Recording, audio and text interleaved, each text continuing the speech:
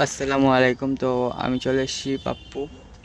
তো তোমাদের জন্য একটা ঘটনা আছে। আমার একটা বন্ধু তার ঘটনা আমাকে শেয়ার করেছে। তো একটা মেয়ে একটা ছেলেকে কতটা ভালোবাসতে পারে সেটা আজকে তোমাদের আমি কি বলবো আমি তোমাদেরকে। তো তোমরা বেশি কথা না বলে আমি তাদের মতো করে বলি, তাদের মধ্যে। হ্যাঁ, তো আমি একদিন সকালে ঘুম থেকে উঠে ফোনটা চেক করলাম, দেখলাম ফোনে 17% চার্জ। ফোনটা চার্জ দিয়ে বসে বাইরে গেলাম, গিয়ে ঘুরে আমি বাড়ি আসলাম, খাওয়া দাওয়া করলাম। আমার একটা ফ্রেন্ড আমাকে কল করে বলতো, কোথায় আছিস রিয়াজ? আমি বললাম বাড়িতে আছি। সে বললো ঠিক আছে, আমার সাথে মিট কর। আমি গিয়েছি তার সাথে দেখা করতে। সে আর আমি স্কুলে গিয়েছি। স্কুলে যাওয়ার পরে আমার একটা মেয়েকে না অনেক দিন থেকে ভালো লাগে। তো আমি সেই মেয়েটার অনেক দিনকে ফলো করি, আমি দেখি সেই মেয়েটাকে। তো সেই মেয়েটা আমার জন্য কী ফিলিংস আমি জানি না, বাট আমার তাকে অনেক ভালো লাগে। এরকমভাবে অনেক দিন পার হয়ে যায়, সেই মেয়েটার সাথে আমার হঠাৎ মাত্র কন্ট্যাক্ট বন্ধ হয়ে যায়।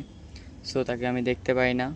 তারপর অনেক দিন পর হঠাৎ একদিন তার খোঁজ আমি পাই যে সে এখানে আর থাকে না, সে এখন বর্তমান কলকাতায় থাকে।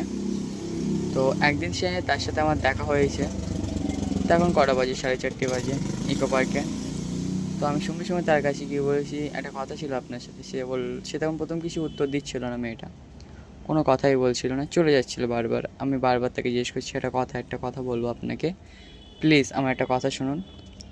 তখন মেয়েটা বলল হ্যাঁ বলুন, কী বলবেন বলুন। তো তখন আমি বললাম, আপনি স্কুলে আসেন না কেন? বললো কোন স্কুলে? আমি বললাম কেন, তুমি বসিরহাট স্কুলে পড়তে না? বলতে হ্যাঁ পড়তাম, ওখানে আমার নানুর বাড়ি।